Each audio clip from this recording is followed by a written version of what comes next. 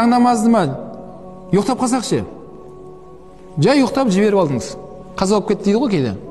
Кейде адамдар сөйтіп сұрақ қояды қазір бауырлар, сол намазым қаза қылған ем, соны қосып оқысам бола ма деп.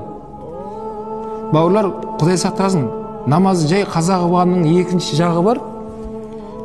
Бір намазды қаза қылған үшін 70 күн азап көреді деп келеді. Соң ғұламалар айтқан 70 күн қай күнмен ол? Біздің осы өмірдегі 70 күн ба, ақыреттің 70 күні ма дейді. Ал ақыреттің 70 күні болатын болса, ақыреттің бір күні біздің 1000 күн мияқта. Намазды жай жіберіп алған үшін. Жай оқымай қоя салдың. Бесінде шаршап келіп ұйықтап қалған болдың, асырда бірақ тұрдың. Сөйтеді екен қосып оқысам бола ма деп сұрап отырады. Бауырлар, намаз жай жібере салатын нәрсе емес екен. Орындап жүрсеңіз керемет сауапқа кенеледі екенсің. Ал ол жай былай кете беретін болса не болады екен? Оның да азабы қатты болады екен. Құран кәрімде уайлул лил мусаллин деген. Уайлул лил мусаллин. Алла айтады, намазхандарға тозақтың уайлы болсын дейді. Уайл деген тозақтың бір шұңқыры.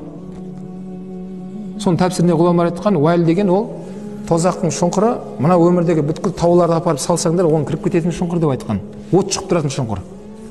Алла тағала сол шығып тұрған сол шұңқырды намазхандарға Алла тілеп жатыр. Қараңыз. Уайл болсын сондай намазхандарға дейді.